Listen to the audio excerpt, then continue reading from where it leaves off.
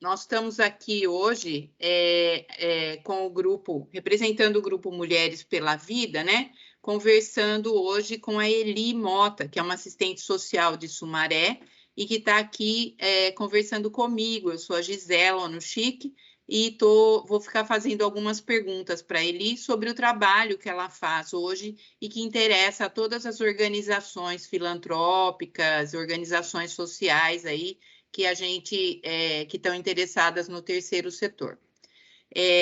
Então, eu vou perguntar para ele algumas coisas para a gente poder depois compartilhar com todas as mulheres. Bom, Eli, muito obrigada de você estar com a gente aqui hoje. Estivemos tendo alguns problemas aqui na transmissão, mas acho que agora vai dar certo. E eu queria que você falasse um pouquinho, então, sobre você, quem você é, qual é a sua profissão e a sua experiência profissional até esse momento. Boa tarde. Já quero agradecer por esse espaço, por essa oportunidade e de falar um pouquinho sobre o meu trabalho aí para o grupo Mulheres pela Vida, a qual eu tive o prazer aí de participar de um encontro com as mulheres em Americana. Bom, sou Eli Mota, moradora da cidade de Sumaré, sou divorciada, mãe de 2 filhos, mãe solo. Estamos aí no desafio, e é uma coisa que no dia lá no grupo, no encontro, foi uma coisa que as mulheres expressaram bastante. Tem muitas mulheres nessa condição hoje. Nós somos mulheres fortes, corajosas e iremos vencer. Sou assistente social de formação já há 10 anos, sempre atuando no terceiro setor, desde da época de estágio. Sou apaixonada pelo terceiro setor, é a minha identidade. Não me vejo trabalhando em outro espaço socioocupacional. Uhum. Eu acredito que por conta da militância mesmo, das políticas públicas, das causas sociais, então acredito que o espaço do terceiro setor fortalece essa identidade. Eu também sou formada em docência no ensino superior, a qual eu atuei por 3 anos na faculdade Anhanguera, no curso de serviço social. Também sou formada em coaching e liderança em gestão de pessoas, formada em gestão de políticas públicas, e também sou uma mulher empreendedora. Também tenho uma loja de roupa.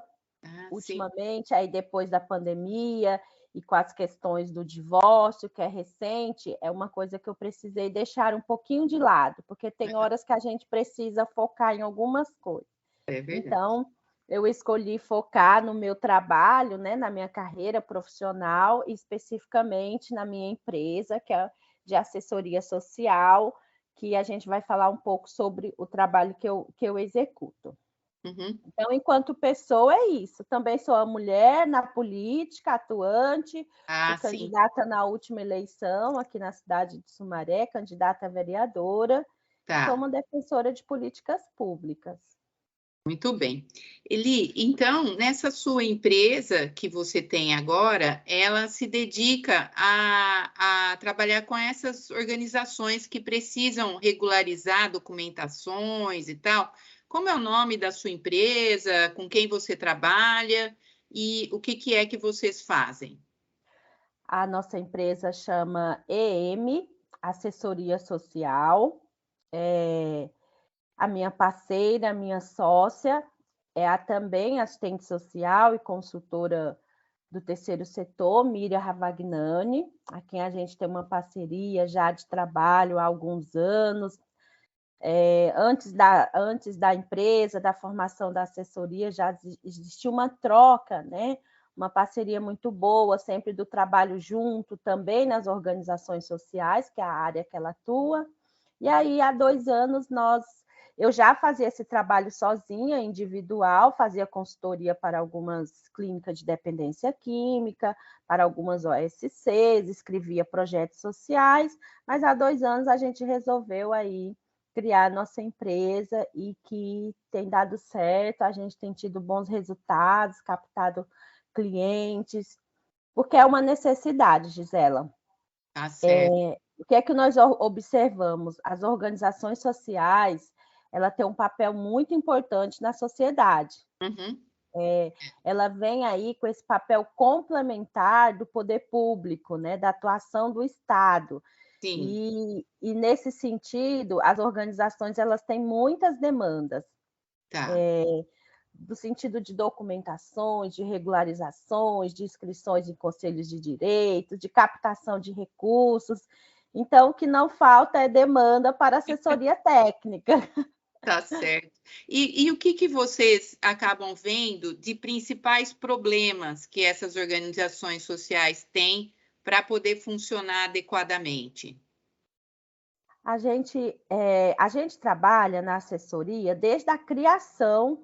Quero criar uma OSC. Então, a gente Tá, trabalha desde a criação e também com a parte de regularização, que é tá. quando já existe um trabalho, já existe um projeto social, e Uhum, aí essa organização social, ela quer regularizar. E o que é regularizar?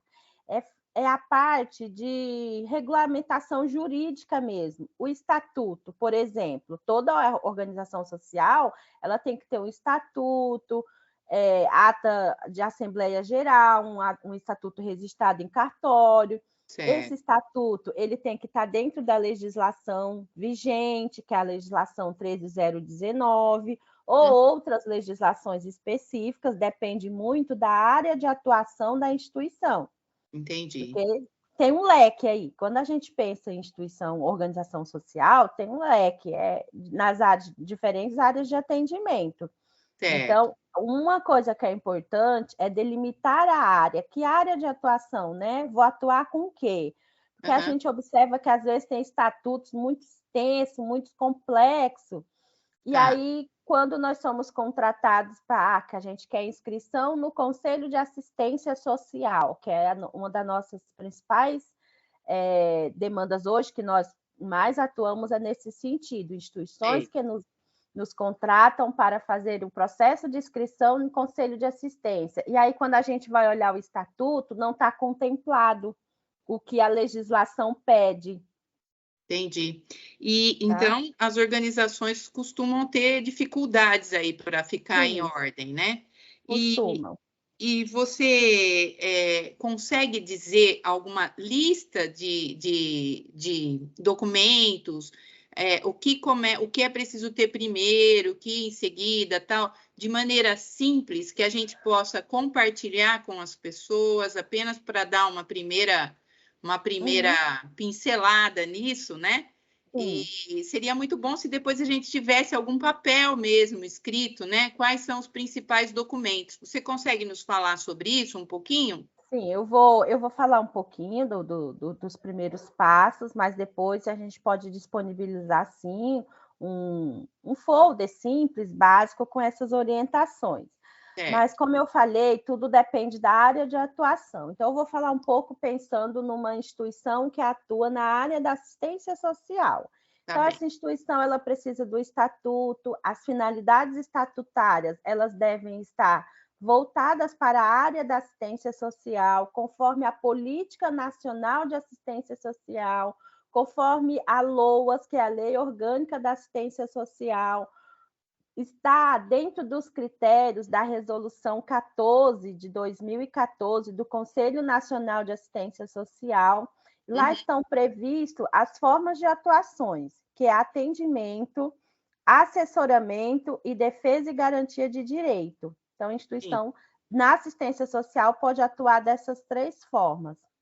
tá, Tendo isso, né, então tem o estatuto, vamos pensar numa criação, tem o tá, estatuto está ok, vamos para o CNPJ. O CNPJ também é outra coisa importante, porque o CNAE, que é o Cadastro Nacional de Atividade, ele tem que estar também voltado para a política de assistência. Então, vou entendi. exemplificar, um dos CNAEs, né, que mais aparece aí no CNPJ de instituição social, é o de serviços de assistência social sem alojamento, atividades de associações de defesa de direitos sociais, e por aí Tá, vai. Se for na área da cultura, do esporte, os CNAEs vão estar voltados para isso. Por que entendi. que isso é importante, Gisela? porque depois, quando essa OSC ela vai acessar recursos, sejam de empresas privadas ou sejam do poder público, por exemplo, depois eu vou falar um pouquinho sobre isso. A Lei Rouanet, o estatuto ele tem que estar bem definido e o CNAE também, ele tem que estar dentro da cultura, bem especificado, né? Entendi. E aí, você falou dos principais problemas. Às vezes, por falta de conhecimento técnico, as organizações sociais, elas não se atentam a esses detalhes. E aí isso dificulta um pouco o registro. Então, antes de iniciar um trabalho, se certificar das legislações que orientam a oferta de atividades, né, de acordo com a área de atuação. É uma das dicas. E por aí vai. Então, essa primeira coisa a ser consultada é a...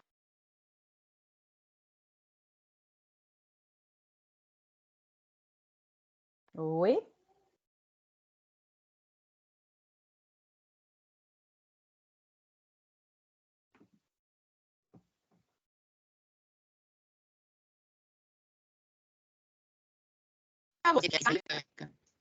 Oi. Tá escutando, Eli? Agora tá escutando? sim. Estou. A primeira Então coisa tá, a ser consultada, que você falou, é o quê?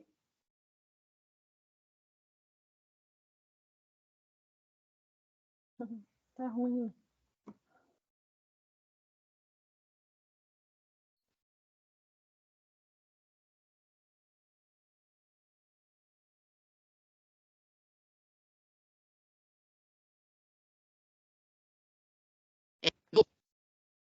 Em qual é o CNAE que vai ser colocado também, não é isso?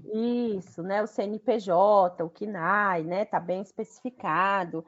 E aí, outra coisa que nos contratam também é para a questão da inscrição no Conselho de Assistência, é pedido todos esses documentos, né? Entendi. Então, quando Tá. você vai entrar com pedido de inscrição, seja no Conselho da Assistência, seja no Conselho da Criança, do Idoso, pede todos esses documentos, estatuto, ata de eleição, então a diretoria tem que estar sempre, tem que estar com o mandato regular certinho, não pode estar com o mandato vencido. Aí tem a questão da equipe, a equipe que executa esse trabalho, e aí é outro problema, porque geralmente as organizações sociais que não são regularizadas, elas não acessam recursos, e aí trabalha muito com voluntário. Entendi. Né? E Então aí é precisa outra ter alguém que é preocupação. contratado da organização mesmo, né? Porque Isso, não e essa equipe, dependendo do trabalho que é executado, essa equipe também ela tem que estar de acordo com uma outra legislação. Então, é muita legislação, então isso é muito impedimento para as organizações. É um caminho difícil.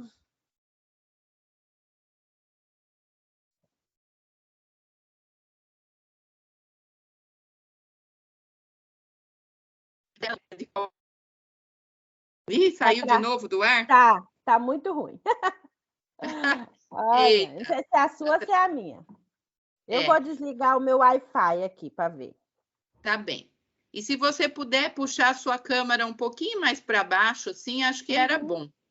Tá, só um minuto. Deixa eu desligar aqui o meu Wi-Fi para ver se melhora.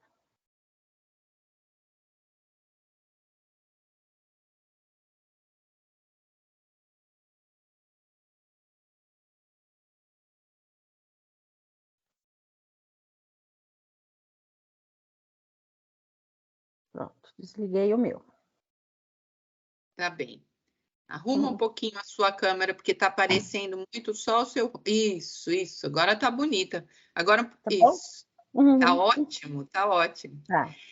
Ô, Eli, mas de tudo que você falou, eu entendi, então, que antes de acabar de montar uma organização, é melhor dar uma olhada, pedir alguma consultoria de assistente social que entenda disso, né? Para pelo menos olhar se as documentações estão em ordem, não é? Isso, importante, porque, por exemplo, Gisela, o estatuto começa do estatuto, e o estatuto você precisa de um advogado para assinar, mas nem todo advogado atua na área do terceiro setor, tem esse conhecimento, não pode ser qualquer advogado.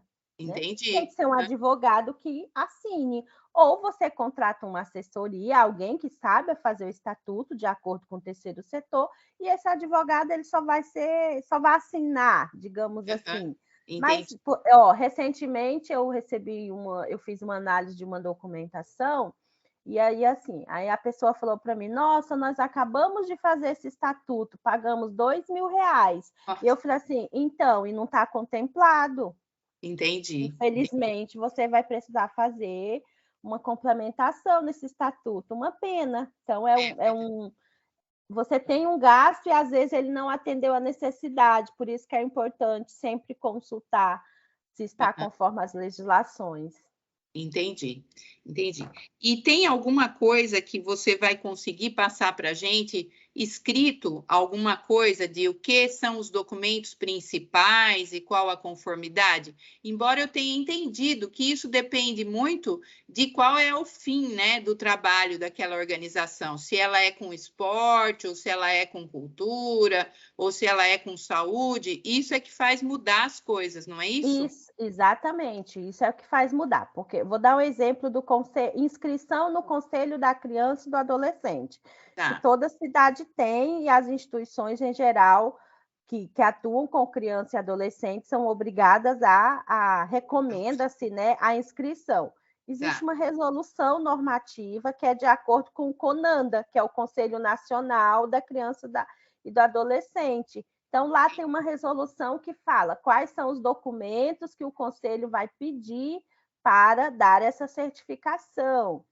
No tá, Conselho da Assistência, é conforme aquela resolução 14 do Conselho Nacional de Assistência Social. Então, tá. cada conselho tem um documento Entendi. específico, uma legislação específica. Mas, assim, a lista dos documentos básicos que a organização social deve ter, a gente pode passar sim.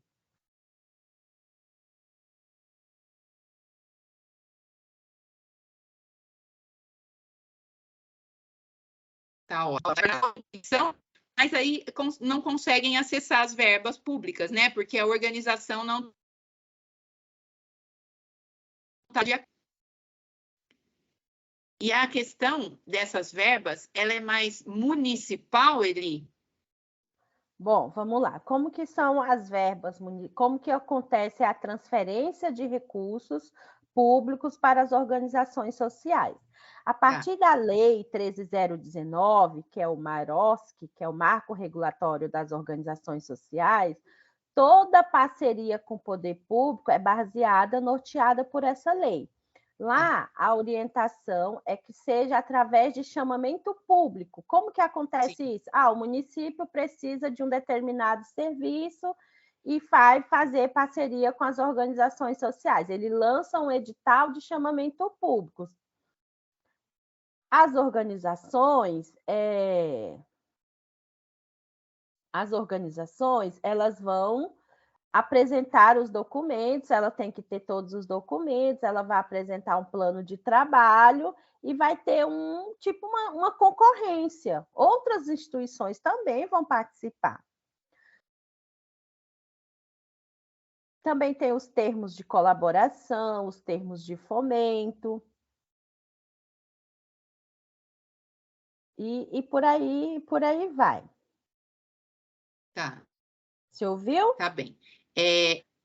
Eu ouvi sim. Então, quer dizer que uma organização social, para trabalhar com um município, ela precisa se qualificar no município. É isso? Exatamente, ela precisa estar qualificada. Se ela for uma instituição de assistência social, ela tem que estar inscrita no Conselho de Assistência Social. E aí eu vou falar Tá, um pouco das emendas parlamentares, que era um recurso que era mais fácil de acessar. Antes, tá, o deputado fazia a indicação, o dinheiro ia direto para a conta da instituição. Hoje, não. Hoje, as tá, emendas parlamentares, o deputado faz a indicação, essa indicação, essa emenda vem através de um sistema que se chama SIG-TV, sim. que é para as emendas federais, e aí essa emenda ela é aprovada em plenária do Conselho de Assistência. Ah, tá. Ela é deliberada ali, então a Tá instituição certo. precisa estar inscrita. Antes não tinha essa recomendação. As Tá, emendas estaduais ocorrem pelo um outro sistema, mas também depende de aprovação. Então, tá não tem certo. jeito. Dica número 1, organizações sociais, se regulamente em termos de documentação, de legalidade, para poder acessar qualquer tipo de recurso. Daí foi muito boa, Eli, porque realmente tem que ter mesmo uma olhada melhor sobre essas verbas públicas, né? Isso é importante que aconteça. E se o Conselho da Assistência Social vai olhar essas emendas, é uma segurança para todos, né? Mas, de qualquer forma, as organizações precisam estar melhor documentadas, não é Sim, verdade? é sim. Tá É. ótimo, tá ótimo. Eli, como que você tem mais alguma coisa para contar para a gente a respeito dessas documentações ou desse como chegar nesse dinheiro? Bom, outra forma que as instituições aí têm de captar recursos é através da nota fiscal paulista. Ah, sim. Ah, E aí outra questão, também para acessar a nota fiscal paulista, que é aquela a notinha que sim. você coloca o CPF, né, esse programa ele mudou muito a característica dele. Então Tá. hoje, não compensa mais a gente colocar o CPF para pessoa física, para nós, pessoa física. Eu mesma eu era cadastrada e tudo, eu chegava a resgatar 370, 200 e pouco, É sempre verdade. pouquinho. O Aham. programa foi mudando de uma forma que hoje ele interessa muito mais para as organizações sociais. Ah, entendi. Então, essas instituições elas estão fazendo todo um trabalho para quê? Para captar essas notinhas, para captar o que nós chamamos de doadores automáticos. Certo. Eu não coloco o CPF, eu cadastro o meu CPF, só que lá no sistema eu vou doar tudo que for para o meu CPF, eu vou doar para uma instituição. Entendi. E é Tá. bem diferente, a porcentagem ela é bem diferente do que o valor de pessoa física, que é quase simbólico hoje. Certo. Mas também para acessar os recursos, as instituições precisam ter o cadastro estadual de entidades, que é um cadastro a nível de estado. Entendi. Para chegar a esse cadastro, primeiro você precisa ter inscrição no Conselho de Assistência. Tá certo. Então, é uma coisa vai puxando outra. Aham. Outra coisa que é bem interessante para as instituições, que é tipo assim, toda instituição quer essa certificação, é o Aham. SEBAS, que é Sim. a certificação de entidade beneficente. Mas também você só consegue se você tiver todo o passo, existe todo um passo. Essa é a última certificação, né? Aham. Então, é, toda instituição deseja o SEBAS, porque a partir daí você vai ter uma redução, né, naquela cota Ah, sim. patronal bem significativa. Tá certo. Outros recursos também, Gisela, que pode ser acessado e que as instituições têm dificuldade, e aí agora eu vou sair um pouquinho da assistência e falar das outras, as que Sim. atuam na área da cultura, de esporte, meio Tá. ambiente, são os recursos, né, são os editais das empresas, por exemplo, o Itaú Sei. Social, ele tem aí editais, né, com recursos ótimos, de R$ 500 mil, de até Entendi. mais do que isso, né? E eles lançam editais, Aham. em geral, esses editais eles estão vinculados aos conselhos da criança e do adolescente, então, para a instituição participar, ela precisa estar inscrita. Mas a Tá. gente tem, por exemplo, da Coca-Cola. A gente tem Sei. edital da Coca-Cola, da Avon, do Instituto Avon, de Aham. vários institutos, né? Tá. Aí, e que são mais fáceis. Tem lá o edital, você vê se você se enquadra dentro daquele perfil, escreve um projeto e você pode estar concorrendo. Tem a lei de incentivo à cultura, a lei Rouanet também. Então, assim, tem muito dinheiro por aí. Tem muito dinheiro por aí, mas as instituições, elas, né, eu sinto falta de capital humano nas instituições, para que possam trabalhar, desenvolver projetos, criar projetos, escrever bons projetos e se candidatar aí, se inscrever nesses editais, tá? Entendi. De certa forma, falta um pouco de profissionalismo, né? Nessas instituições, não é? Falta um potencial conhecimento técnico, porque assim, todo assistente social sabe fazer isso? Não, é uma coisa que eu digo, não é porque eu sou assessora técnica. Eu sou assessora técnica, eu já fui professora de curso de serviço social e eu falava para as minhas alunas, gente, o que faz é o profissional, a diferença na profissão é a profissional que você escolhe ser. Né? Então, depois que eu me formei, eu já fiz várias formações. Então, hoje, se eu ficar desempregada do meu trabalho formal, eu tenho outra coisa para trabalhar. Claro, é verdade. Né? Então, assim, escrever projeto social, a gente não aprende na faculdade. Na faculdade, você aprende ali um roteirinho básico. Essas legislações que eu falei, essas questões de conselho, não é na faculdade. A gente faz curso, paga caro. Eu lembro que o primeiro curso que eu fiz lá em São Paulo, foram 5 quintas-feiras, eu saía daqui de Sumaré 5h30 da manhã, chegava 8 da noite, né? Então, existe um investimento, uma dedicação, e a identidade, eu acho que a identidade com o trabalho faz toda a diferença. Tá certo. Tá muito certo, Eli, entendi, sim. Acho que essas coisas que você já nos disse já ajuda muito, inclusive essa.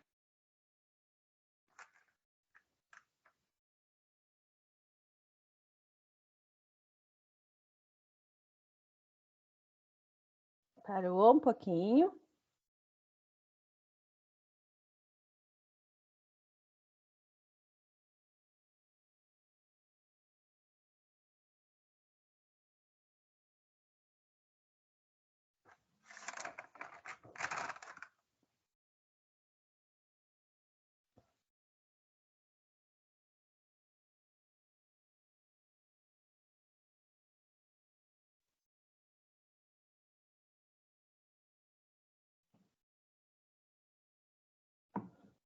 Tá escutando, Eli? Não, agora fiquei um tempinho. Paramos no... Essas coisas que você falou nos ajuda muito.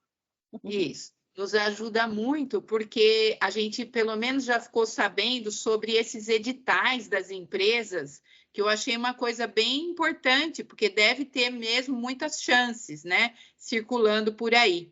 A outra coisa são as notas, a nota fiscal paulista.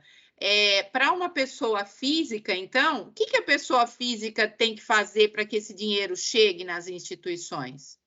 É fácil, é um processinho fácil. Por exemplo, primeiro você, enquanto pessoa física, se cadastra lá no site da Receita do programa, da Receita Federal, lá do programa Nota Fiscal Paulista, né? Paulista. Só com CPF, e-mail, você vai criar uma senha, tá?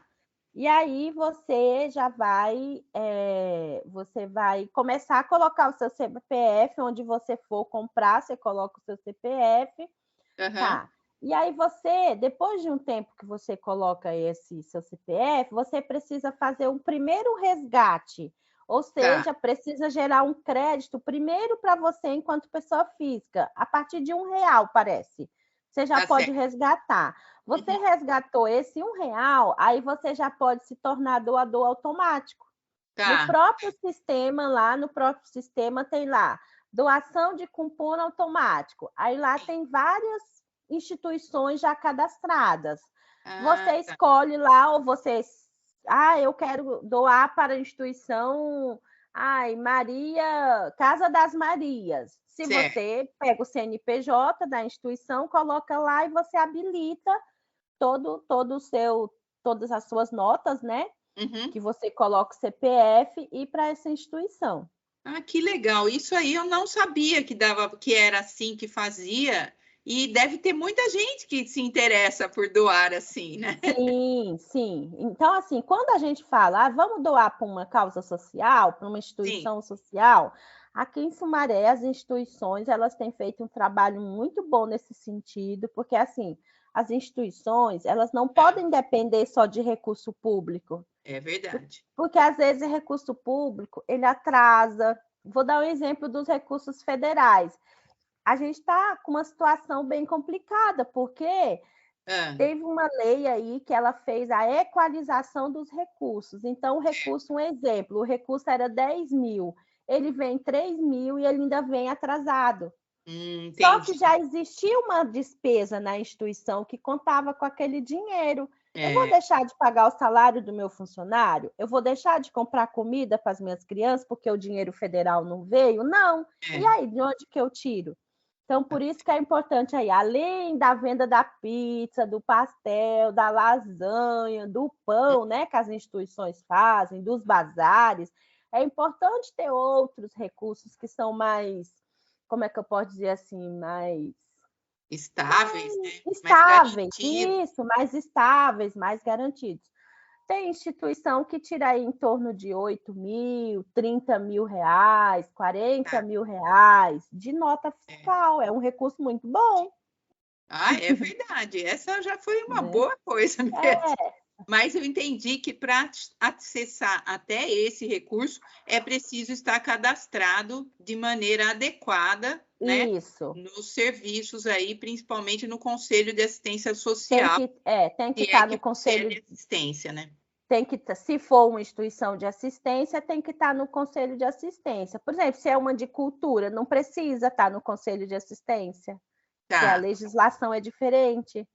E aí tem um outro conselho que rege o da cultura ou não? Da cultura não também tem, mas não necessariamente está ligado à questão de transferência de fundo. Entendi. Eu tenho um amigo, um parceiro, que também a gente trabalha a gente faz algumas parcerias, né? Certo. Eu indico ele me indica, e a gente trabalha junto em algumas coisas, que cada um tem sua área de especificidade. Então, quando se fala de captação de recursos, a gente chama esse nosso amigo, esse nosso parceiro. E aí ele trabalha especificamente com essa questão da nota. Então, em outro momento, posso até promover aí uma conversa, um bate-papo como esse, para ele falar sobre isso. Tá bom? Tá ótimo. Eli, acho que a gente falou sobre a maior parte das coisas que era de curiosidade. Como a gente teve alguns problemas da internet, eu vou depois tentar editar essa entrevista que ficou gravada, tá bom? Mas eu te mostro para a gente depois poder exibir para os outros. Tem mais alguma coisa que você tinha preparado e eu não perguntei e você gostaria de falar? Não, eu fui tentando responder aquele roteirinho que você me mandou, né? Eu sou uma pessoa que escrevo bastante, mas assim, você foi perguntando aqui e eu acredito que a gente foi tudo, né? Falamos sobre tudo. Tá certo. Então, só quero agradecer mesmo, Gisela. Você nem estava no encontro e veio ao meu, né? Fez contato comigo. Então, já achei muito interessante. Eu falo que, tipo assim, isso é muito bom para divulgar o nosso trabalho, para levar informações importantes. Eu vi que naquele dia, no encontro lá do Grupo de Mulheres pela Vida, tinha muitas mulheres que já trabalham em projetos sociais e que realmente possam estar com algumas dificuldades. Então, assim, eu me coloco à disposição para contribuir na medida do que a agenda, né, de trabalho permitir, porque, como eu falei, eu faço várias coisas ao mesmo tempo. Trabalho com mulheres em situação de violência doméstica, que demanda muito. Essa semana foi uma semana bem difícil no lar, hoje que estou mais tranquila, mas eu gosto disso. É o trabalho que eu gosto. E aí vai, né? A agenda vai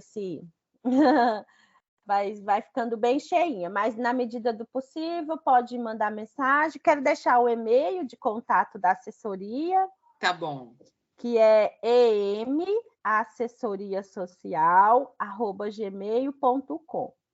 Tá ótimo. Tá bom? Eu vou escrever isso direitinho, tá bom? O e-mail, contato e tudo, e certamente as pessoas procurarão.